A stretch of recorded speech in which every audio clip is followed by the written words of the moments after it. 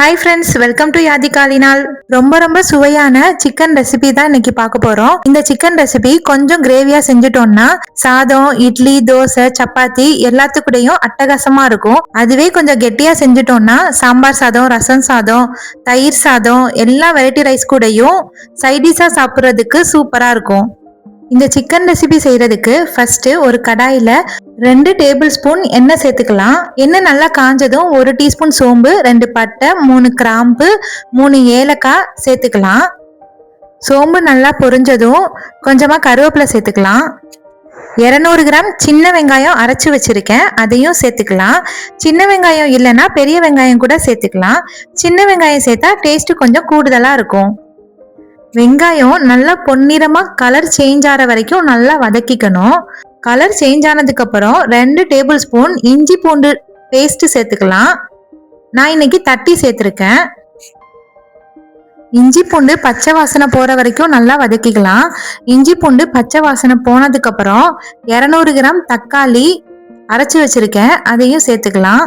இந்த ரெசிபி செய்யறதுக்கு 200 கிராம் சின்ன வெங்காயத்துக்கு 200 கிராம் தக்காளி எடுத்துக்கிட்டோம்னா சரியா இருக்கும். தக்காளியை ஒரு 2 நிமிஷத்துக்கு நல்லா வதக்கிக்கலாம். தக்காளியோட பச்சை வாசனை எல்லாம் போயிடும். போனதுக்கு அப்புறம் 2 டீஸ்பூன் மல்லித்தூள், 1/2 டீஸ்பூன் மிளகாய் தூள், 1/2 டீஸ்பூன் கரம் மசாலா சேர்த்து வதக்கிக்கலாம். தேவைக்கேற்ப உப்பு சேர்த்துக்கலாம். நான் 1/2 டேபிள் ஸ்பூன் கல்லுப்பு சேர்த்துருக்கேன். சேர்த்துட்டு நல்லா வதக்கிக்கலாம். நல்லா வதங்கினதுக்கு அப்புறம் கழுவி சுத்தம் பண்ணி வச்சிருக்க சிக்கனை சேர்த்துக்கலாம். நான் இன்னைக்கு எலும்புள்ள சிக்கன் 3/4 கிலோ எடுத்திருக்கேன். சிக்கன் மேல மசாலாலாம் படுற மாதிரி நல்லா கலந்து விட்டுக்கலாம். நல்லா கலந்து விட்டதும் 1/2 கப்பு தண்ணி சேர்த்துக்கலாம். சிக்கன்லயே நல்லா தண்ணி விடும், அதனால இந்த அளவுக்கு தண்ணி சேர்த்தா போதும். இப்படி தண்ணி சேர்க்கும் போது நமக்கு சிக்கன் நல்லா வெந்து வரும். குழந்தைங்க கூட நல்லா சாப்பிட்ற அளவுக்கு சாஃப்டா வெந்து வரும். சிக்கன் மசாலா படுற மாதிரி நல்லா கலந்து விட்டுட்டு ஒரு மூடி போட்டு மூடி வச்சிடலாம். அடுப்பு ஹை ஃப்ளேம்லயே இருக்கட்டும். அப்பப்போ கிளறி விட்டுக்கோங்க, இல்லைன்னா அடி பிடிச்சிக்கும். நம்ம மூடி திறந்து கிளறி விடும்போது மட்டும் மிதமான தீயில வச்சுக்கோங்க, இல்லைன்னா தெறிக்கும்.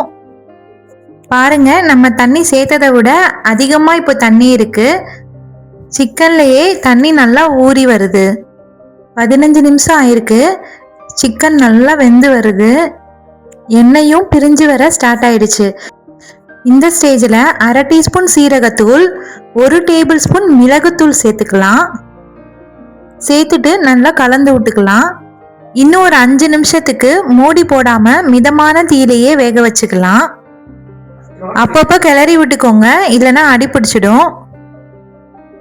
5 நிமிஷம் ஆயிடுச்சு. சிக்கன் நல்லா வெந்து சூப்பரா ரெடி ஆயிடுச்சு. இந்த நேரத்துல கொத்தமல்லி இலைய தூவி நல்லா கலந்து விட்டுக்கலாம். இந்த சிக்கன் ரெசிபியை நீங்களும் ட்ரை பண்ணி பாருங்க.